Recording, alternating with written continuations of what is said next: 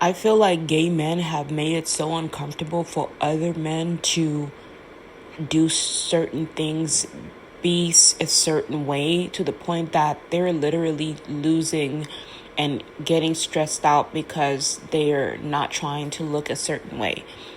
When you see me bending over the way that I'm doing it, that's literally me practicing how to keep my back is naturally arched, but in order for me not to damage my spine, I have to keep that back in and my ass out.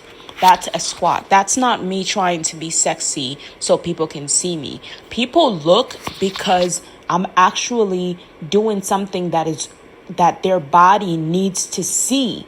So when people turn around and they look, it's because there's something I am doing that they need to see, and they can feel it in their instincts.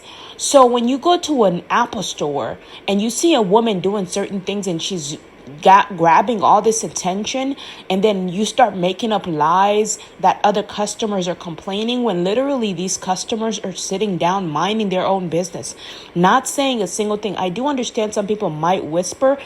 That's one person. It's like, if a customer comes up to you and complains about another customer, what you do is ask them, what did you come to the store to do? Did you come to the store to shop, or did you come to complain about customers that are shopping? Because last time I checked, I'm an actual customer that shops at the Apple store. Yes, I got my iPad from Amazon. It's still an Apple iPad. And I got my iPhone and other things from the Apple store. I got my Apple Pencil from the Apple store. I got that from Amazon. I think I got it for $200. But I'm an Apple investor. So it's like, when I'm sitting in there, the whole time I was homeless, right? I was homeless, so I was thinking, like, what should I do to utilize this time to, while I'm charging my phone, because they have chargers there and they allow me to charge my phone. So I'm like, let me try to help out, because let me see how I can communicate to the Apple store. I'm looking at these chairs and I'm like, they should definitely change these chairs, because it is a family store. And I noticed that a lot of kids run around these chairs. These chairs being pointy, a child can fall and it can harm the child. And guess what? The family or the mother can sue the company. This is what we want you to focus on. Don't focus on the girls that come in with short skirts, the girls with big butts, the girls with tits out, but the tits are not really out. It's just see-through. That's not what the owners want you to focus on. At the end of the day, you have to make those sales. If a customer doesn't, just because a big customer comes in and looks at you a certain way, you have to, if it's not a store owner or something, you have to remind them, I'm sorry, you have to boss up on them. I know you want to be a bully, but guess what? You can get sued for behaving, for discrimination. I know a lot of you guys think, when will we ever get sued? First of all, they don't have lawyers. You will be so surprised. It'll happen when you least expect it. Respect the company. Just because you're not the owner doesn't mean you're not a part of the company. The company trusted you. They trusted you with their people.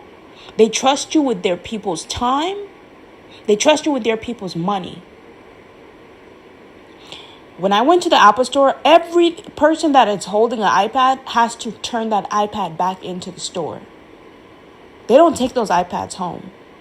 I had the latest Apple products while they were still using the oldest ones. These are the employees. And I'm thinking, why don't you guys have the latest Apple products? Okay, one of you are selling this old one. That's understandable. And half of the time when I was at the Apple store, a lot of people didn't even know how to help me get to certain things on my iPad. Oh, I don't know how to do that. That's not my job. Even if it's not your job, utilize your time wisely.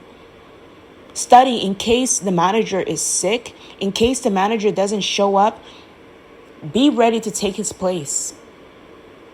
Commitment. Be devoted to the company the same way the company was devoted to itself, in order for them to create jobs so you can have a job.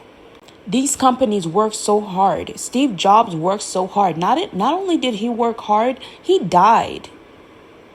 He died. And when he witnessed the behavior that you guys were doing, to treat the way you were treating other customers, me personally, was so unprofessional. And if you're snapping at every little thing, you probably shouldn't be a manager. You need to be patient. You need to be kind. You need to be careful. How to communicate with people, especially people with disabilities. Yeah, there were some times I went overboard. I was brushing my teeth in the store. Okay. There's no sign that says you can't brush your teeth in the store, and you can't expect people to use their common sense.